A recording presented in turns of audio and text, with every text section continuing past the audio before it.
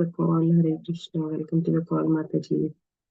Hare Krishna, Nandapriya Narmada Mataji, Dandavat Pranam. All glories to Srila Prabhupada. This is Vinita Gandharvika Devidasi from College Station, Texas.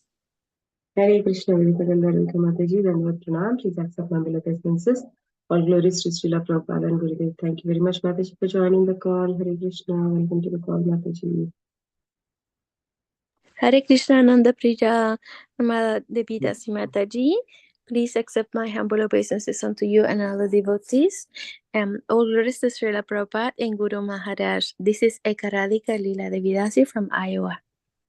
Hare Krishna, Ekaradika Lila Mataji, Dandavat Pranam. Please accept my beloved obeisances. All glories to Srila Prabhupada and Gurudev. Thank you very much, Mataji, for joining the call. Hare Krishna. Welcome to the call, Mataji.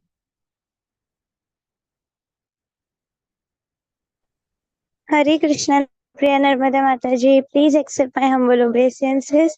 I am Purva Bhoir from Virar, Mumbai. All glories to Srila Prabhupada and Shri Gauranga. Thank you so much for allowing me to be a part of this wonderful session. Hare Krishna, Purva Bhoir Mataji, Dandavat Pranam. Please accept my humble obeisances. All glories to Srila Prabhupada and Gurudev. Thank you very much, Mataji, for joining from Mumbai, right?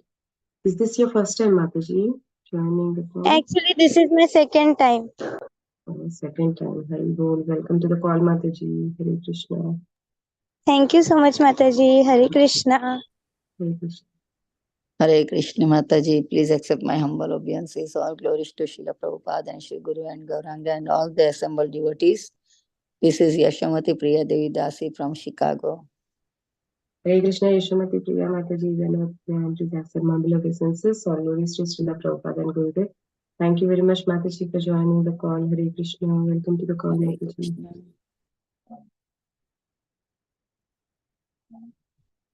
Hare Krishna. Are there any other devotees who would like to introduce Hare themselves? Krishna, Nandapriya Narmada Mataji, Dandavat Pranam to you and all Vaishnava, Shri Prabhupada, Shri Gurudev Ki Jai, Vrinda. Hare Krishna, Vrindavapika Mataji, Dandavat. Please accept my humble obeisances. All glories to Srila Prabhupada and Gurudev. Thank you very much, Mataji, for joining the call. Welcome to the call, Mataji.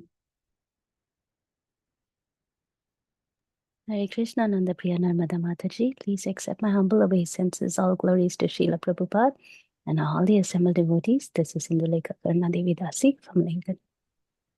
Hare Krishna, Indulekha Karuna Mataji, Dandavat Pranam. Please accept my humble obeisances. All glories to Srila Prabhupada and Gurudev. Thank you very much, Mataji, for joining the call. Hare Krishna. Welcome to the call, Mataji. Hare Krishna, Nandapriya Narmada Mataji. Please accept my humble obeisances. All glories to Srila Prabhupada. All glories to all the assembled devotees on the call. This is Anita Ramya from Sharjah. Hare Krishna. Hare Krishna, Anita Ramya Mataji, Dandavat Pranam. Please accept my humble obeisances. All glories to Srila Prabhupada and Gurudev. Thank you very much, Mataji, for joining the call. Hare Krishna. Welcome to the call, Mataji. Hare Krishna Mataji, Dandavat Pranams to you. All glories to Srila Prabhupada and all glories to the assembled devotees on the call. Vasundhara Devidasi from India. Hare Krishna. Hare Krishna, Vasundhara Mataji, Dandavat Pranam. Please accept my humble obeisances. All glories to Srila Prabhupada and Gurudev. Thank you very much, Mataji, for joining the call. Hare Krishna. Welcome to the call, Mataji. Hare Krishna, Nandapriya Narmada Mataji, Dandavat Pranams. All glories to you and all glories to Srila Prabhupada, all glories to the assembled devotees and all glories to Guru Maharaj. This is Tiffany in Pennsylvania. Hare Krishna. Hare Krishna, Tiffany Mataji, Dandavat Pranam. Please accept my humble obeisances. All glories to Srila Prabhupada and Gurudev. Thank you very much, Mataji, for joining the call. Hare Krishna. Welcome to the call, Mataji. Hare Krishna. Welcome to Bhakti Sangha conference call. Today we are very fortunate to have His Grace Keshavanand Prabhuji with us to enlighten us on the topic of Srimad Bhagavatam, 7th canto, 3rd chapter, 33rd sloka. Before handing over the call to Prabhuji, I would like to ask Aditi Mataji to go ahead and give a brief introduction about Prabhuji. Mataji, please take it. Yeah. Hare Krishna, Dandavat Pranam to Keshavanand Prabhuji. Please accept my humble obeisances. And this is a brief introduction for Prabhuji. Dr. Keshavanand Prabhuji. His Grace Dr. Keshavanand Prabhuji was a professional doctor for many years, and he is now a practicing monk. Since the last 20 years, he has conducted extensive research and authored books in the field of science and spirituality. He feels the rift between science and spirituality must disappear to bring peace in the world. If spirituality is a superstition and a myth, science is materialistic and atheistic. A new approach to life is needed today that can bring best of both. Science must re-embrace spirituality and be humble to admit its defects, flaws, and ignorance, and spirituality must base itself on sound, scientific, and rational ideas. Keshavanand Prabhuji has studied both Vedic and Western philosophy. Besides learning Sanskrit, he also learned Bengali, Gujarati, Marathi, and Kannada to know about other traditions. His persistent endeavor in the field of science and spirituality has enabled him to come up with seminars on diverse topics like science and the Vedas, mind and machines, science falls to explain life, consciousness, and beyond, etc., that he has presented in various colleges in India, Europe, and America. Under the guidance of his spiritual master, His Holiness Devika Swami, he has also started a Gurukula, a traditional system of Vedic education in Punjab, India, where children learn the ancient Vedic culture and values. Besides, he has started a farm community. The community has a traditional way of living with mud huts and thefts through with cows and, of course, farming. The community will set a model for the world to show how to live a life based on the principle of simple living, high thinking. Over to you, Mataji. Hare Krishna. Hare Krishna. Thank you, Mataji. Thank you for the introduction. Hare Krishna, Prabhuji. Yeah, Hare Krishna. Hare Krishna, Prabhuji. Dandavad Pranam. Please accept our humble obeisances. All glories to Srila Prabhupada and Gurudev. Thank you very much, Prabhuji, for giving your very valuable time and association to us this morning and enlightening us on the topic of Srimad Bhagavatam. Please take over the call, Prabhuji. Welcome to the call, Prabhuji. Hare Krishna. Okay. So we're reading. Yeah, just give me a minute. But that's okay. Although that will be fine enough. We can keep it like this. Okay. So we're reading from 7th canto and 3rd chapter and 33rd verse. Vyaktam vibhos. Anyway, I'll just. Om Namo Bhagavate Vasudevaya. Om Namo Bhagavate Vasudevaya. Om Namo Bhagavate Vasudevaya.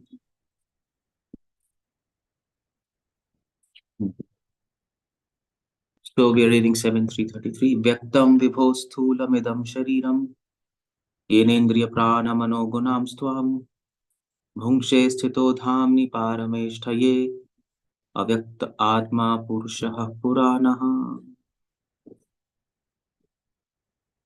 So translation. O my Lord, being changelessly situated in your abode, you expand your universal form within this cosmic manifestation, and thus appearing to taste the material world. You are the Brahman, the Supersoul, the oldest personality of Godhead. Purport.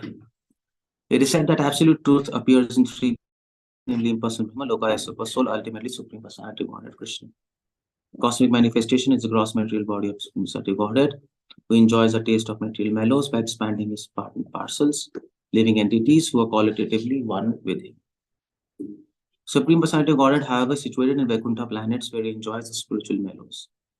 Therefore, the one absolute truth, Bhagavan, pervades all by his material cosmic manifestation, spiritual Brahman effulgence, and his personal existence as supreme. Okay. So, yeah. So this is, one of the praises of the Supreme Lord. We're trying to glorify Supreme Lord by chosen words. And here they are saying Vyaktyam Vibhos Thulamidam Shariram. Actually, the whole idea here is Lord has many forms. different manifestations of Supreme Lord are there. For example, Prabhupada says, Brahmeti, Paramatmeti, Bhagavaniti Shabdati. So there is a Brahman feature, there is a Paramatma feature, there is a Bhagavan feature, and then there is a universal form there. So universal form is, it says, expand universal form, thus appearing to taste the material world. Now, this is quite interesting. This kind of philosophy, you appear to taste the material. This kind of philosophy, it's very much highlighted there in Vallabh Sampradaya.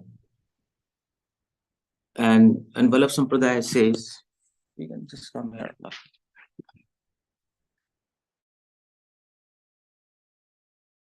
Says,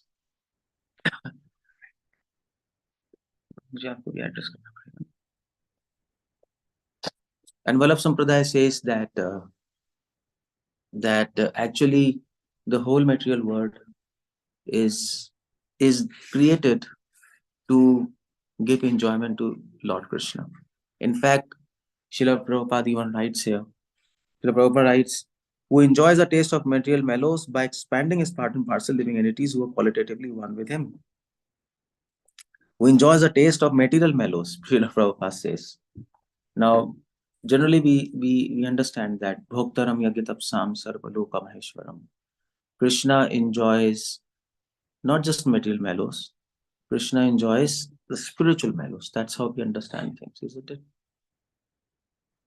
But Bhoktaram Yagyatapsam, that verse says, Krishna enjoys. Bhokta means enjoy. Ram means he tastes that enjoyment. Now, what kind of enjoyment he tastes? Yagyatapsam, sacrifice and austerities. That's how he does. So, any activity which has sacrifice and austerities, he tastes that. And any activity which actually has sacrifice and austerities, that becomes spiritual. Simple. It becomes spiritual. If you want to make any activity spiritual, you have to add this component of sacrifice and austerities. Now you might ask, okay, what is sacrifice? What is austerity? Well, we have to sacrifice our own selfishness. And what is austerity? Austerity means we have to do everything possible in the service of Lord, even if it is inconvenient to us. That's austerity. And if these two components are there in any activity, it becomes spiritual. That's all. There is nothing. Things don't become spiritual by magic. That's one thing. They don't become spiritual by magic. If we are in proper consciousness of sacrifice or austerity, then things become spiritual. It becomes very easy to actually. It becomes Krishna enjoys these kind of activities. Now, I think once Srila Prabhupada, somebody asked Prabhupada, what is the difference between spiritual spirit and matter? Prabhupada says there's no difference. Prabhupada said that everything is spiritual. Even this whole material world is spiritual, Prabhupada says. Prabhupada said this is apple. This apple is simultaneously material and spiritual. How?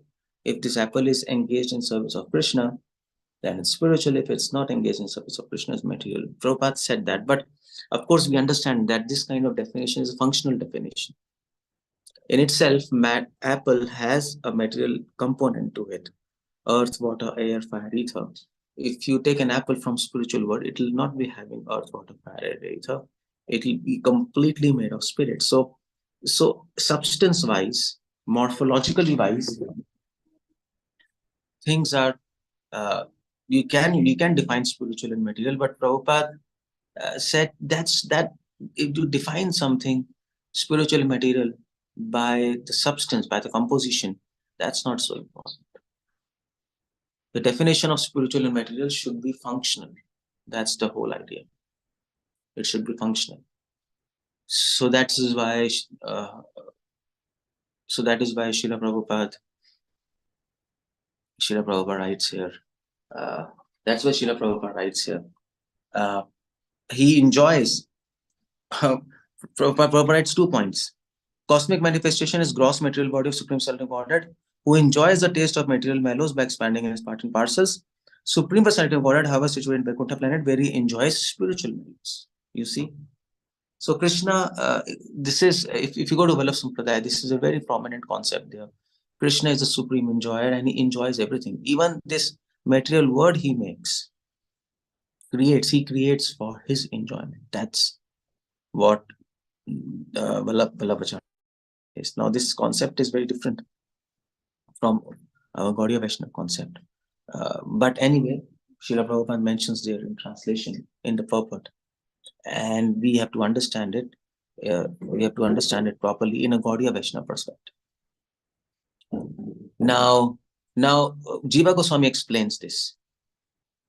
Jiva Goswami explains, okay, how does Supreme Personality of Godhead make this material world for his enjoyment? That's what Jiva Goswami says.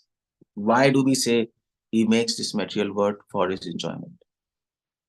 Because Krishna doesn't enjoy anything material. He enjoys only spiritual. That's what I quoted. Bhagavad Gita says, Bhakta Ramya Vitapsam.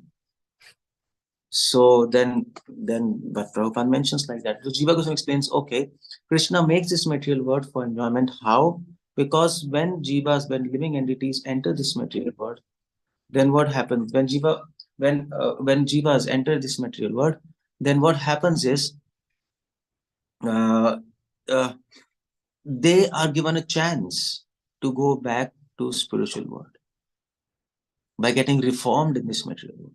So because this material world reforms the living entities, that's why Krishna really enjoys when he actually sees this material world. So he is very happy when living entities reformed. So just like a king. So if a king visits a prison, if a king visits a prison, then what happens? If a king visits a prison, then what happens is, if the prisoners are getting reformed, king will be very happy. If the jailer is doing a good work and the prisoners are getting reformed and they are in the cell, king will be very happy. Okay, good. That's a good job. So similarly, when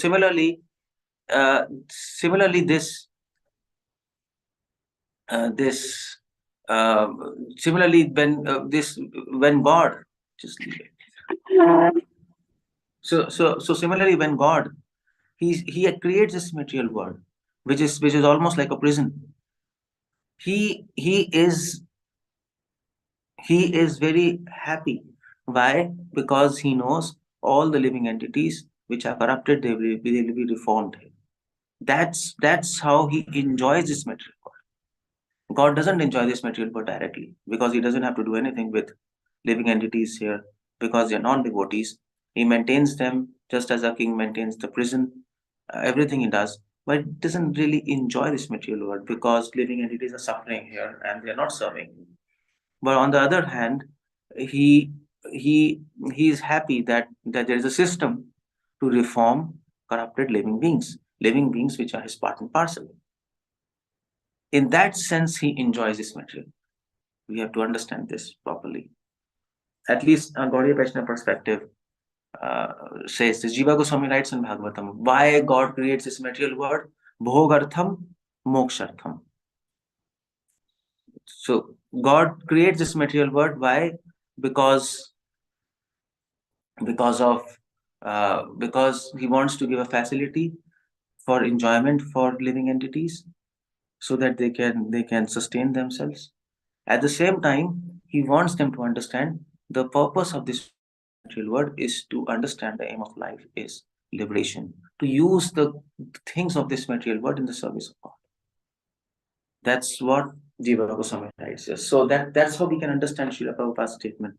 Prabhupada is saying, cosmic manifestation is God's gross material body of Supreme Personality of Godhead, who enjoys the taste of material mellows by expanding his part and parcels, the living entities who are qualitatively one with him. You see.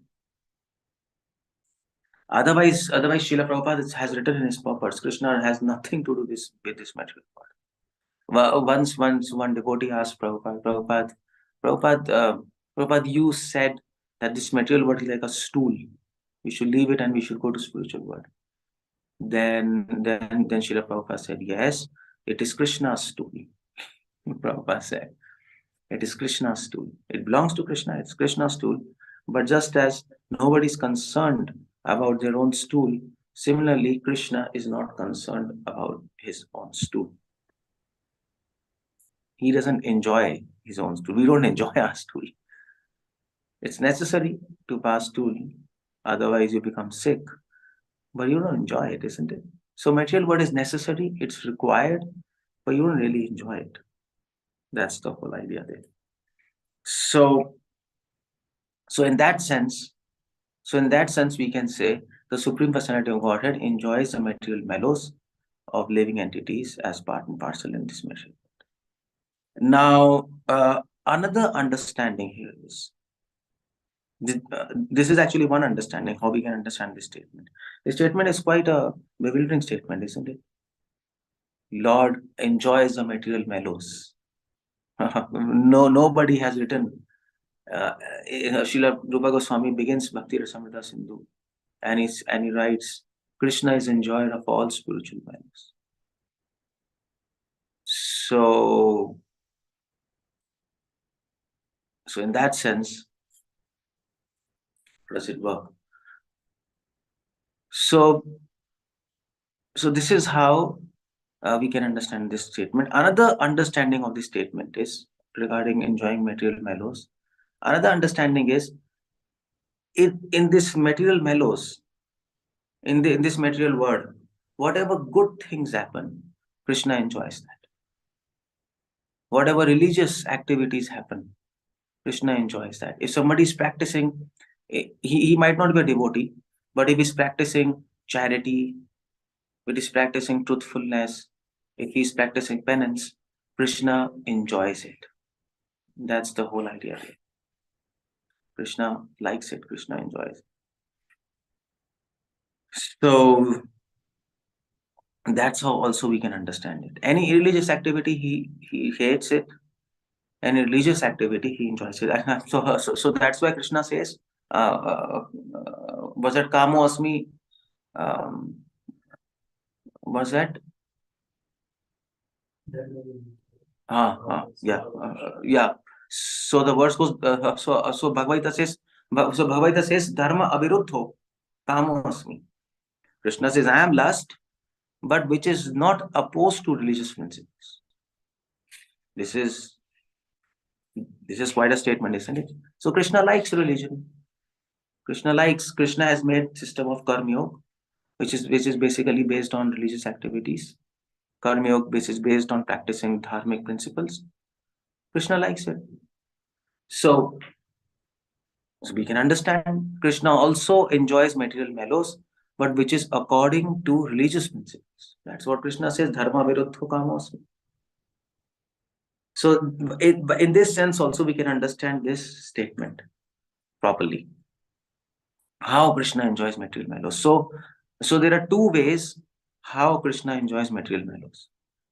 The first way is he enjoys his material mellows not directly but indirectly, because he sees that all these material mellows in which jivas are entangled, they are getting when they enjoy material mellows, they suffer, and this suffering helps them to reform. This suffering helps them to take shelter of the Lord and get reformed. So in that sense, Krishna enjoys material mellows. Okay, yeah, this is nice. Material mellows are nice because material mellows are forcing jivas to take shelter of me by giving them sufferings. So Krishna, okay, this is good. Another way how Krishna enjoys material mellows is that any material mellow which is according to religious principles, dharmic principles, he enjoys. These are two ways how Krishna enjoys material mellows. Yeah, these are two ways. Now, Prabhupada writes, Supreme Personality of Godhead, however, situated in Vaikuntha planets, where he enjoys the spiritual mellows. This is also interesting. Krishna enjoys spiritual mellows. Now, Krishna, this we can understand easily. If you want to understand this, Bhakti Rasamrita Sindhu is there, Nectar of Devotion is there. There's no problem of understanding this statement. If you want to detail it, if you want to expand it, Nectar of Devotion gives a lot of explanations how spiritual mellows. So what are the different varieties of spiritual mellows? How spiritual mellows work? What are the rasabhas, rasamucchay, ras virodh? It's all technical, theoretical subject, and you can read it. Or you can read pastimes of Srimad Bhagavatam. We can understand Vrindavan pastimes. Krishna is exchanging spiritual mellows. Therefore, one absolute truth, Bhagavan pervades all by his cosmic material manifestation, spiritual Brahman, and his personal existence as the Supreme Lord. So that's how Srila Prabhupada explains this whole verse. Brahmeti Paramatmeti Bhagavan eti Shabdete. As Brahman, which actually manifests the universal form, which is the basis of universal form. He enjoys the material mellows. As Paramatma, he enjoys, he resides in the heart of yogis, and he enjoys their tapasya, their austerities, and in spiritual world, he manifests as a Supreme Personality of Godhead, and there he enjoys their various interactions with devotees, which is actually called Srila Rupa Goswami starts Nectar of Devotion as Rasik Shekhar, Akhil Rasamrita Murti. He calls Krishna Akhil Rasamrita Murti, and he says there, Krishna is a supreme enjoyer of all rasas, of all mellows. Actually, the aim of devotional service is to give spiritual rasa to all the people, to all his devotees. Krishna gives spiritual rasa to devotees, and devotees give spiritual rasa to Krishna. That is what is the exchange between Krishna and his devotees. So, in fact, Srila Prabhupada defines it for mellows. In fact, Srila Prabhupada, another point. Srila Prabhupada translates rasa as mellows. And Srila Prabhupada writes in the I think Srila Prabhupada writes in Intro Devotion. Prabhupada writes, my Guru Maharaj, he actually used this word mellows for rasa. In fact, if you read if you read other translations, of other publications of Nectar Devotion, you will find that they don't translate rasa as mellows. Most of the philosophers and most of these writers, translators, they translate rasa as taste, isn't it? Taste. Or they translate rasa as what? As taste or something, or what? Or maximum as relishment. That so this is another translation for rasa.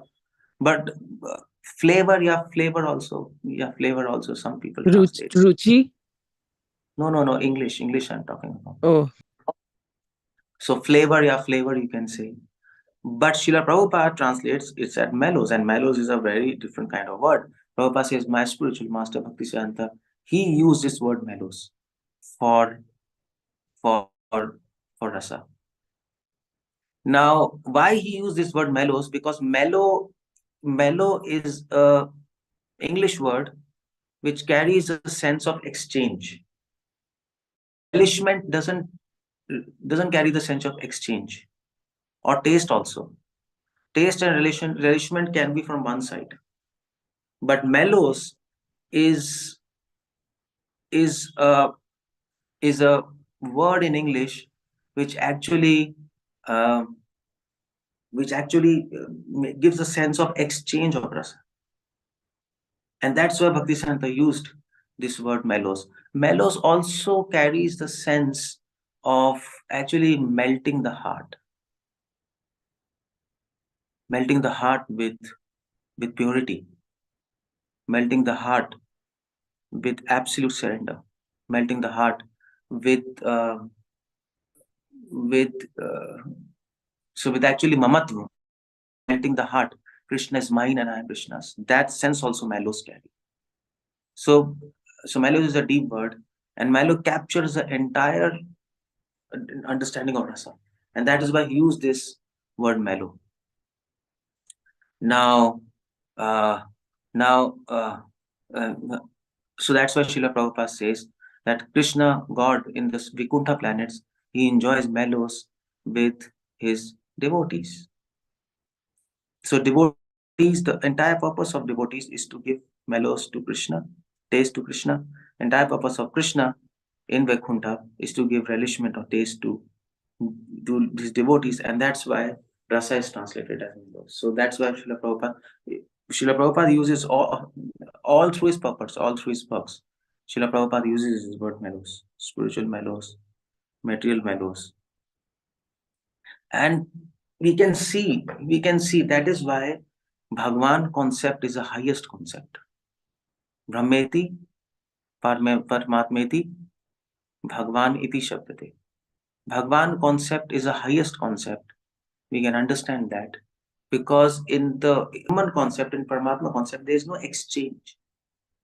In Brahman concept, the Jnani meditates on Brahman, and he meditates on Brahman, and he enjoys the peace he attains. In Paramatma concept, the yogi sees the beautiful form of Lord in his heart, and he's satisfied with that. But in Bhagwan concept, the devotee is not satisfied by experiencing peace or by seeing Krishna. He wants to talk with him, he wants to dance with him, he wants to play with him. And that is this concept of Bhagwan concept. And that is why Bhagavatam speaks about Bhagavan. That is why Bhagavatam is written.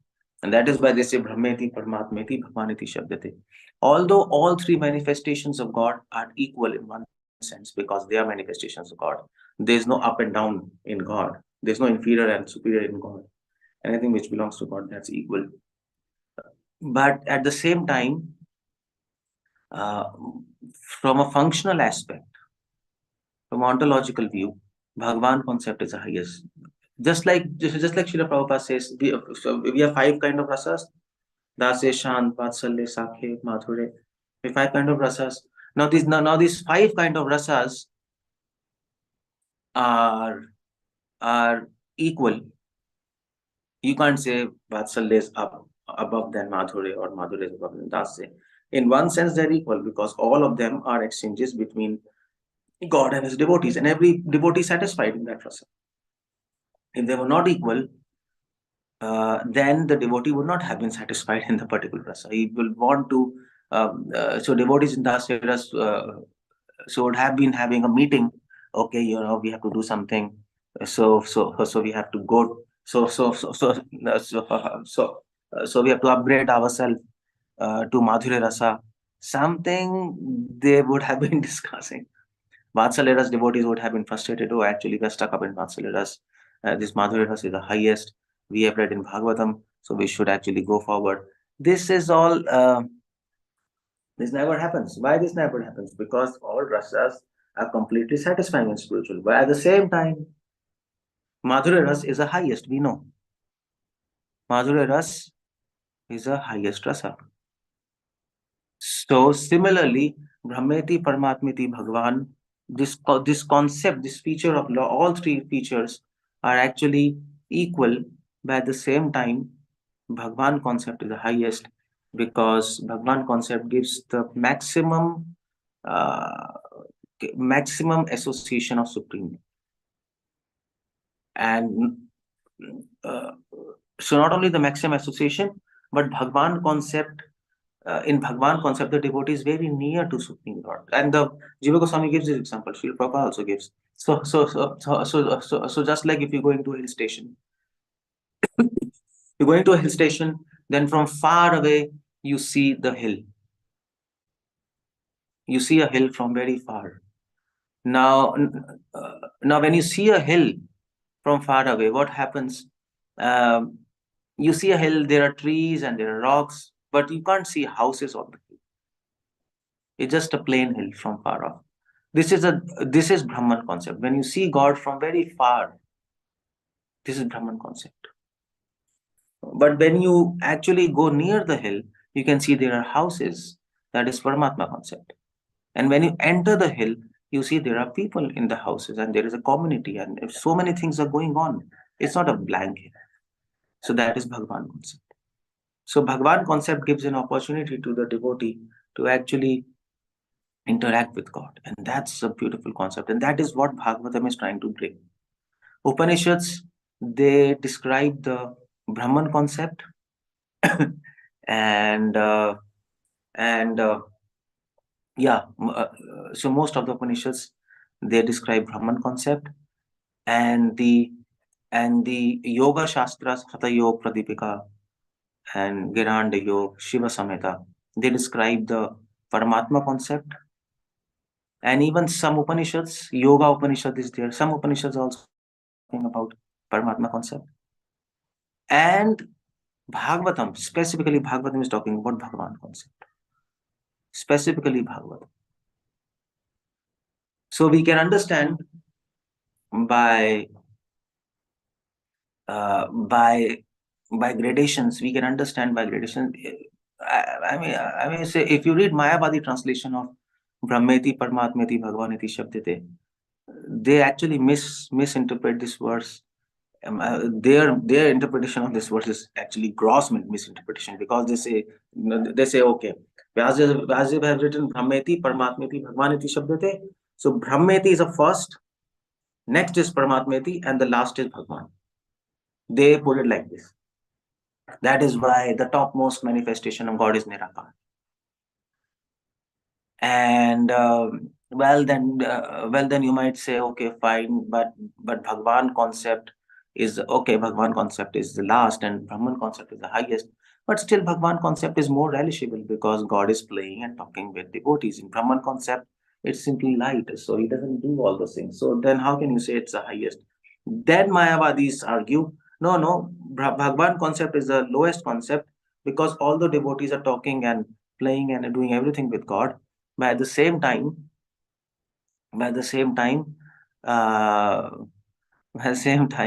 Mayavadi says this all this playing and talking, and this is for those devotees who are not thus elevated.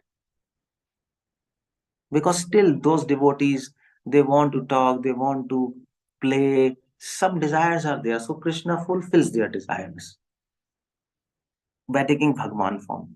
But when you're free of all desires, then you don't need to play, you don't need to talk. And then there is Brahman concept, Nirakar. So they put this whole thing upside down.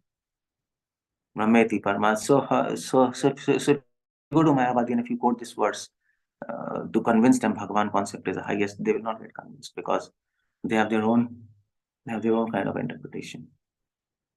So we have to be careful when we quote this verse to Mayavadis, or I mean, even when you quote this verse in a public, Brahmeti, Paramatmeti, Bhagavaneti, Shabdete.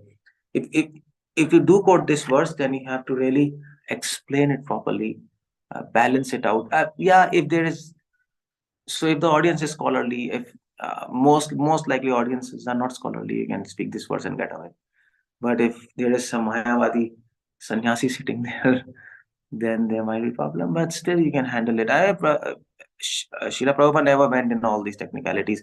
Srila Prabhupada met so many big Mayavadis in India. But he didn't go in technicalities. He simply forced his point. Bhagavan concept is the highest concept. But nevertheless, it's good to know what they think and how they interpret this verse. So if we do talk with them, we will know what they are thinking when we are actually quoting this verse, and then we can counter their points. So they say, okay, because some devotees who have material desires For them, there is Bhagwan concept.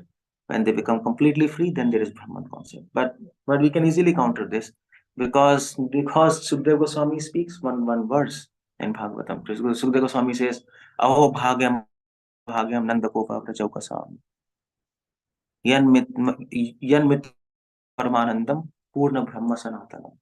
Sanatana Goswami says, "Aho bhagyam, how fortunate are these friends of Krishna? How fortunate are these friends of Krishna who are actually playing with the Lord."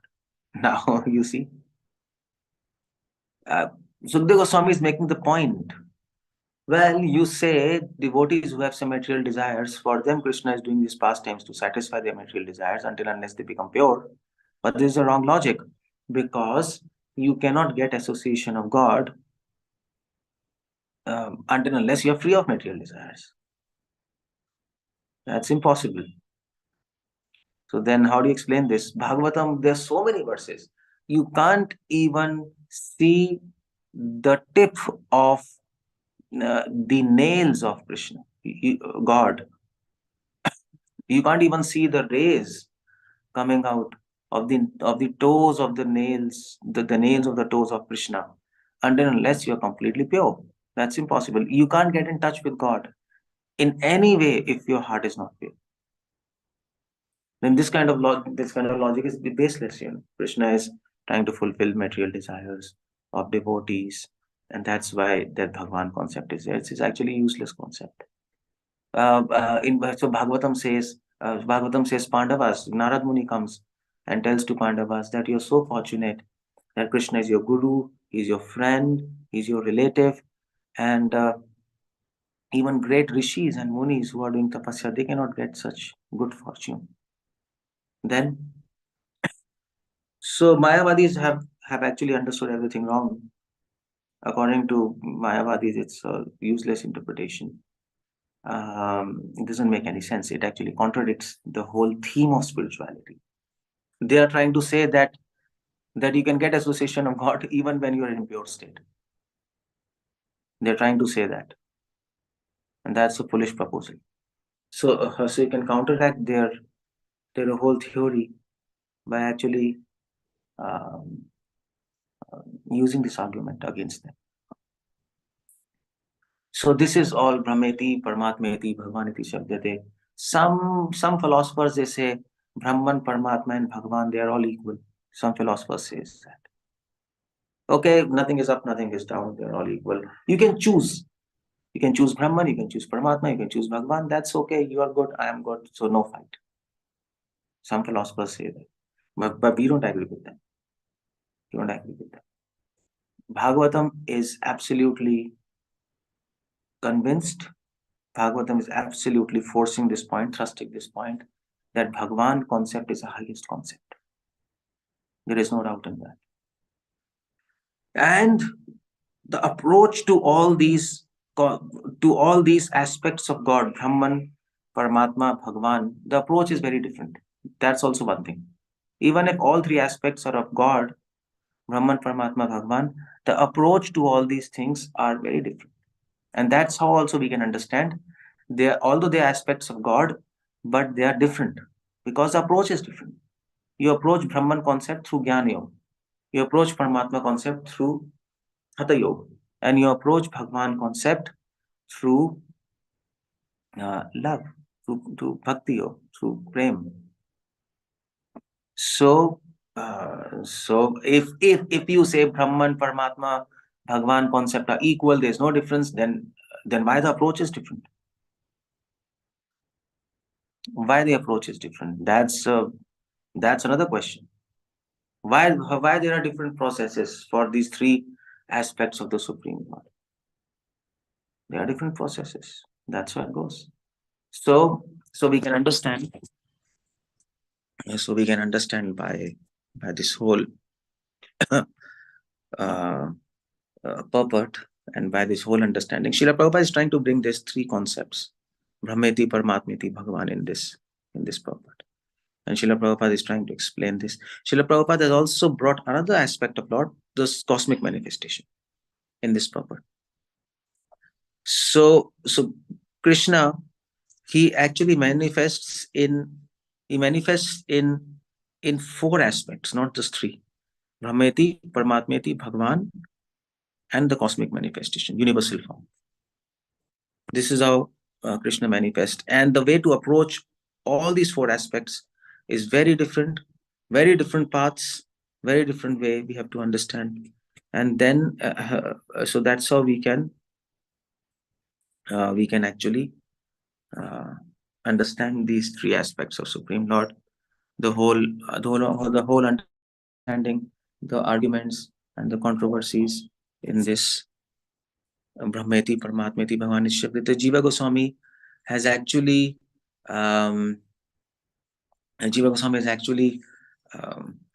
written Sandarbhas to explain this concept.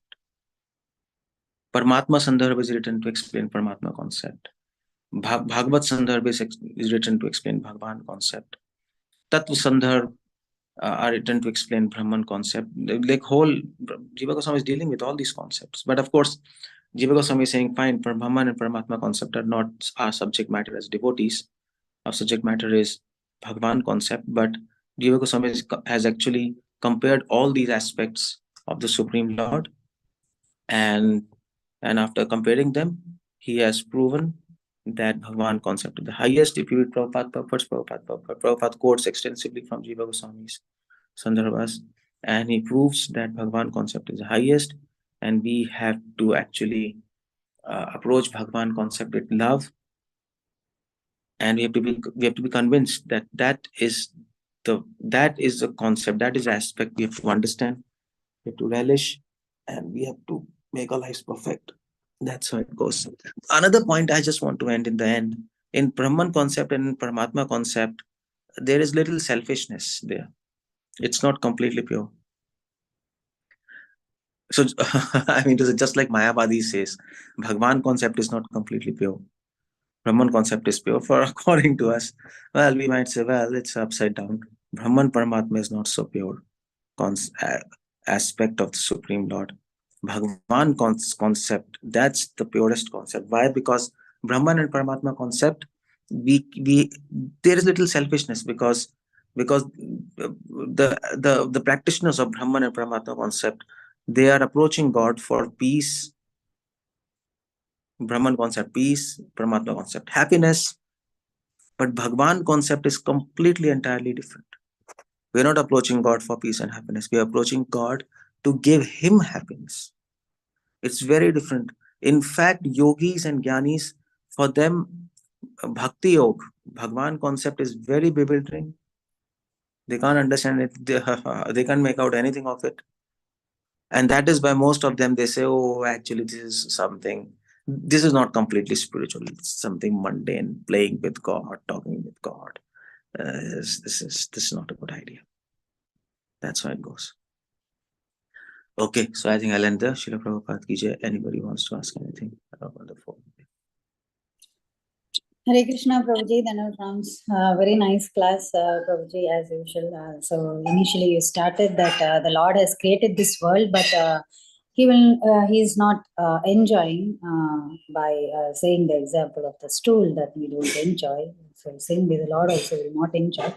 And then about the material mellows, but still the Lord enjoys how Prabhupada has given this word, the synonym of this material mellows. You give so practically, so like how we can understand. And after that, lastly, you were saying about all the three forms of the Lord, how the Mayavadis interpreted that. So very nicely explained, Prabhuji. I should go to the recording and hear once again, because I didn't understand much about how Mayavadis will understand all these three concepts of the Lord. So, but we and at last I really liked that Brahman and Paramatma will have some tinge of some material modes, but the Bhagavan we don't find that. So it's just for the satisfaction of the Lord we are doing the work.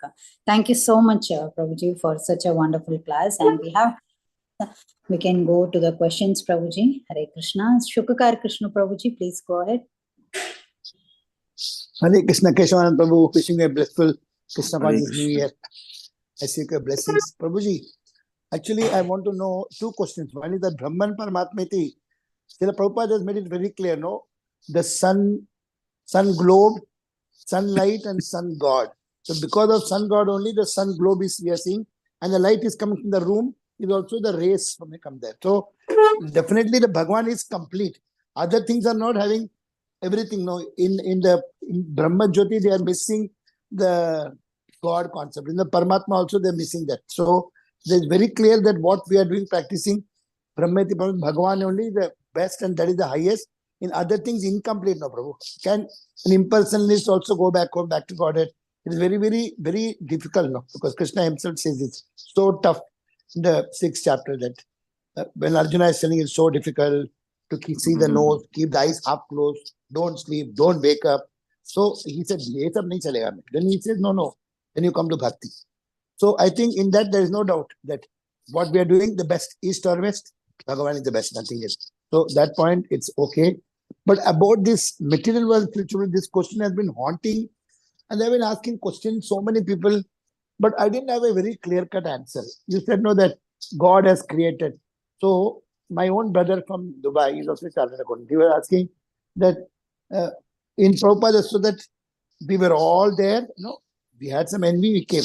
So first question is that if we are there, why we came here? Because we cannot, Yadgatwan and cannot come here.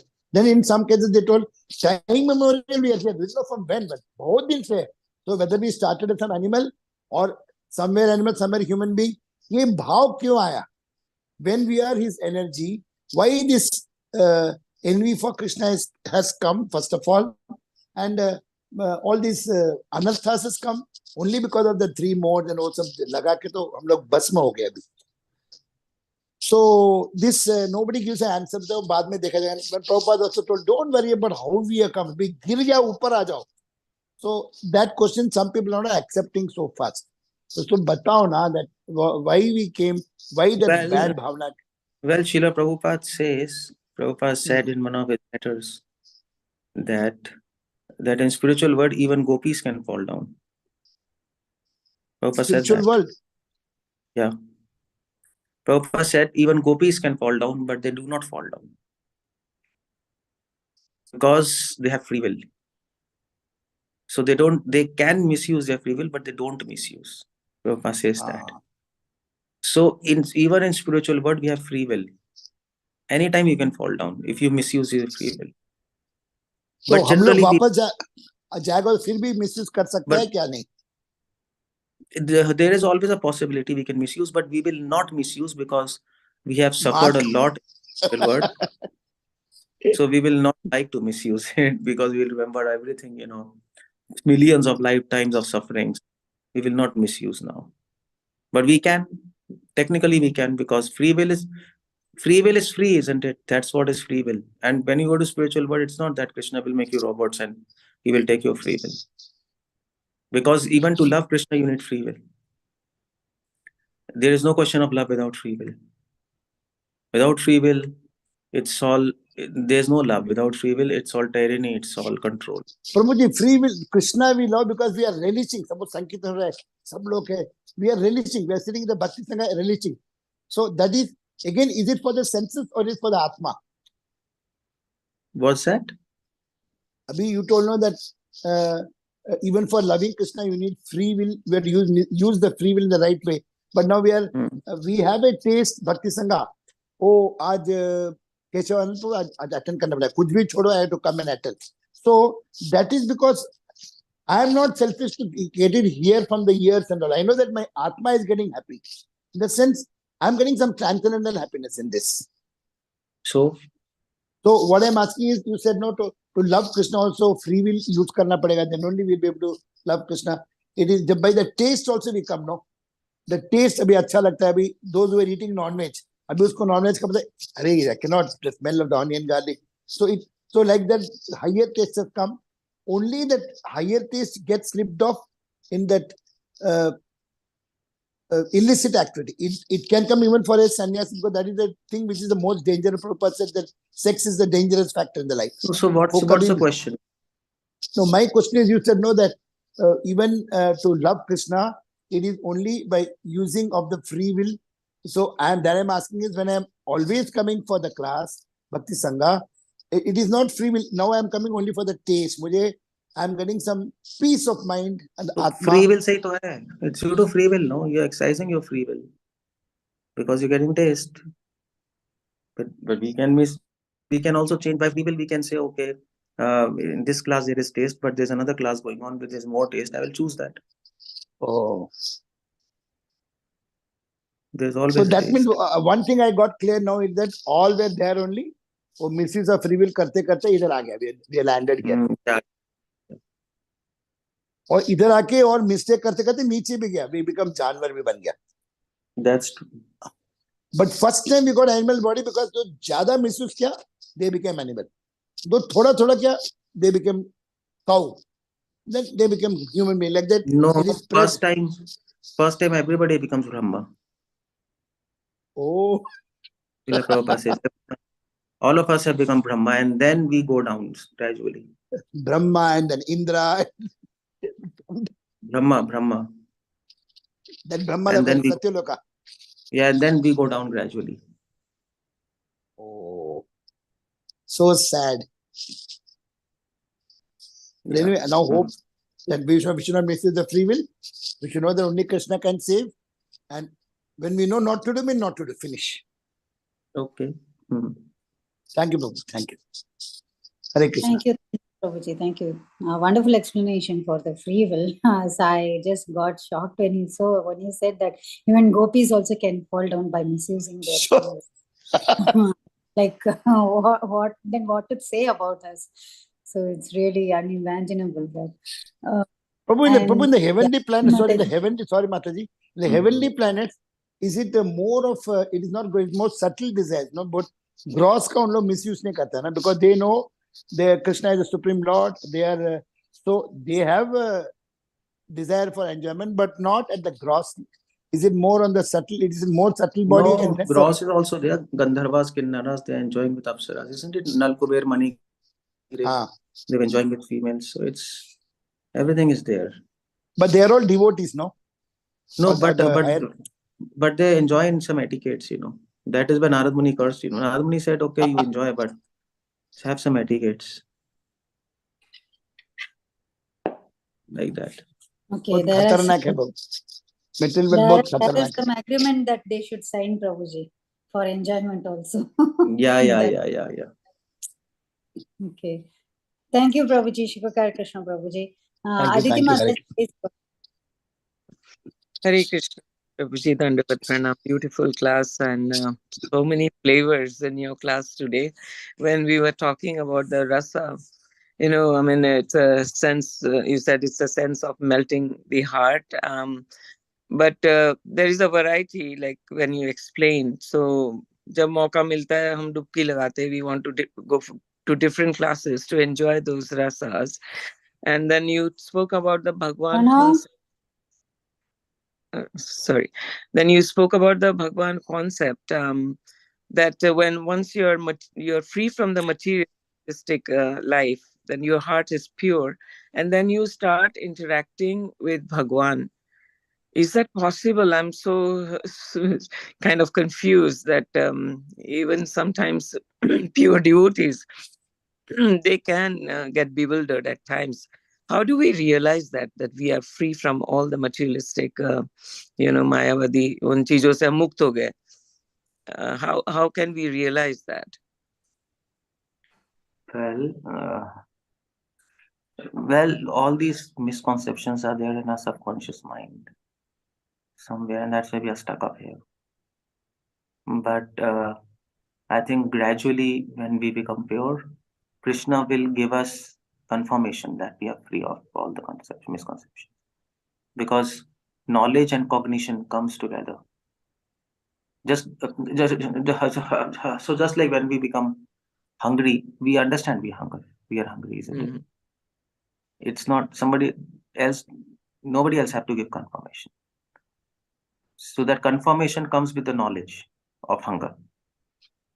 So similarly, this confirmation comes from Krishna. Okay, now you're free of all misconceptions. And the more we are free of misconceptions, Practically, how can we know? Holy name will manifest in your heart. Name, form, pastimes.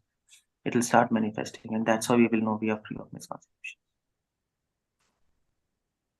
Okay, thank you. So when we realize that probably we won't care about the other materialistic things, is that when we Yeah. So when we ourselves will realize uska anubhav ho jayega hame. Yeah, holy name will manifest and we'll ourselves understand. Okay. Thank you, Prabhuji. Wonderful class. Beautiful class. And thank you for your association. We look forward to again and again. Thank you. Dandavat pranam. Thank you, Mataji. Rita Mataji, please go ahead. Thank you, Mataji. Hare Krishna, Prabhuji. Dandavat pranam. Happy New Year, Prabhuji. Hare Krishna. प्रभुजी मेरा question आज के class से नहीं है, आपके ही दूसरे किसी YouTube video से है कि नहीं? Ask I don't know. I think first devotee should ask from this class, isn't it? Otherwise it becomes and then confusing. one more question I have. I don't know whether it is related with this class or not, but ये आपने कहा कि actually मैंने बृहद भागवतम में सुना था, आपने कहा कि हम सब पहले ब्रह्मा बने थे and then we kept on falling down gradually. मैंने बृहद भागवतम में सुना था कि जो गोप कुमार है वो whenever he is elevated to the next planet, he had to come down back to Vrindavan and then again do Sankirtan and then again go back to Vaikuntha and then to Saket Dham, Dwarika, and then again fall down. तो लेकिन भगवान तो कहते हैं गीता में कि जो वहां पे एक बार जाता है वैकुंठा में, then he will never fall come down. back. He doesn't fall down. Okay, what do you say? Home Vrindavan, he had to come home Vrindavan and then again do Sankirtan and then go back. He used to elevate like that. No. That is he. If you read Bhagavatam, Krishna says there in the end. Krishna says, I purposefully took him to higher planets, to higher regions, to give him a realization that Golok is the highest planet. It was an arrangement of Krishna, and then he goes back and then he does Sankirtan and then he goes back again. But there were other reasons for that. But that was he comes back from Golok here. To Krishna wanted to give him understanding that this Golok and that Golok is same. That is why he sent him here again.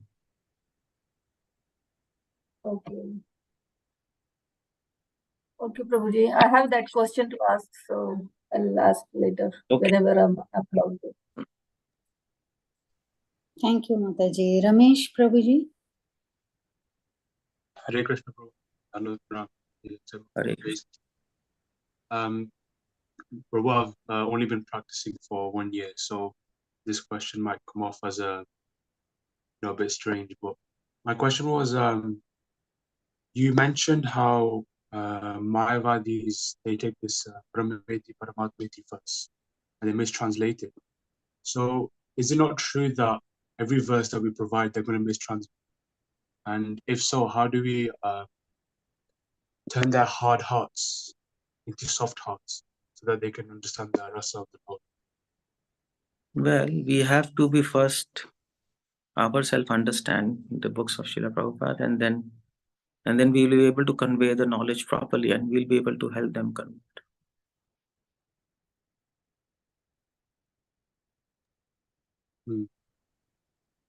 Like that. Thank you, Prabhuji.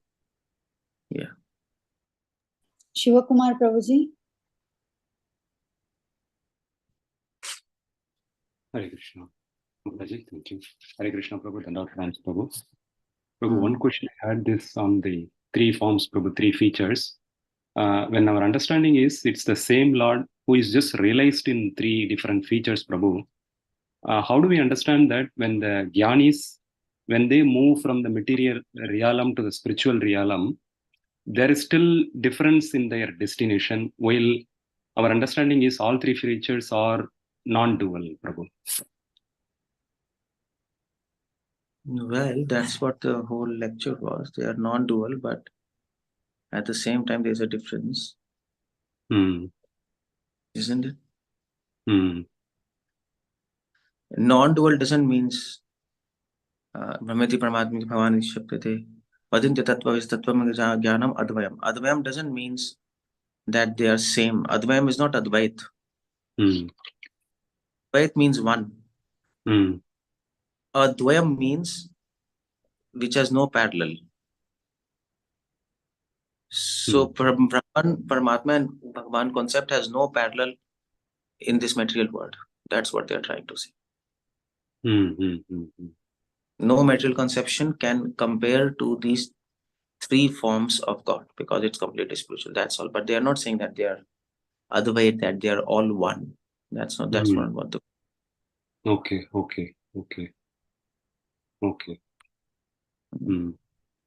Okay, thank you. Prabhu, one more question, Prabhu. Now the Gyanis reach the Brahman and devotees, the destination is the spiritual abode. What is the destination for the yogis, Prabhu, who meditate on this Paramatma? Yogis generally go to Vaikuntha and they get Sarokya Mukti, like that. Like that it happens with them. Okay, so they also reach a spiritual abode, is it, Prabhu? The Brahman is not their destination, is it? They can spiritual abode, but they can also enter Vaikuntha in this material world.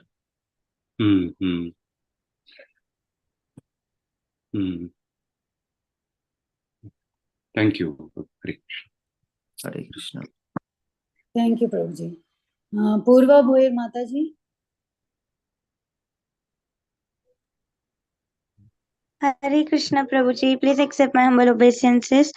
I don't want to ask any question, but I just want to express my gratitude unto your lotus feet.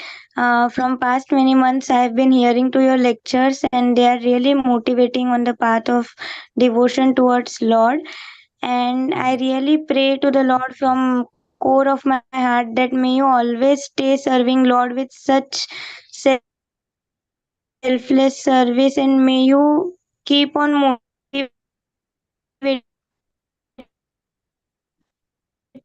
Okay, thank you. fallen souls like us.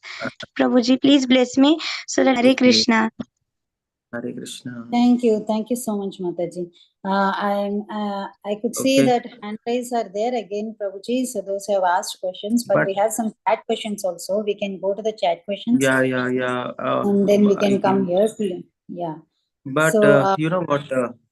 yes. I have some other engagement now. I have some other class. Okay, Prabhuji. Sorry. I didn't ask about that. Sorry, Prabhuji. Yeah. So Hare Krishna, dear devotees. Prabhuji is having some commitment now, so he's wanting to leave now. So please excuse us. You can ask your questions. Save your questions. You told Vaikuntha is material world, time. but what small thing? You Hare told Vaikuntha is material world. You told Vaikuntha is material world. Yeah. Vaikuntha is also there in material world. Dhruva Lok is material world. Daksha Vishnu material world. Any questions you want to ask, send me a mail and then okay. I will. Thank you, Hare Krishna. Please save the questions and please mail to Prabhuji, or otherwise you can ask even in the next class when Prabhuji comes here. Thank you, dear devotees, for coming on the call, and thank you so much, Prabhuji, for giving us very wonderful class.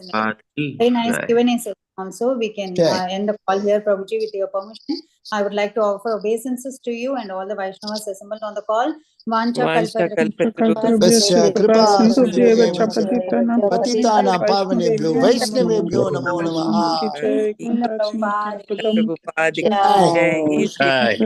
Bhagavatam ki jai. Thank you, Prabhuji. Nityananda, Thank you so much.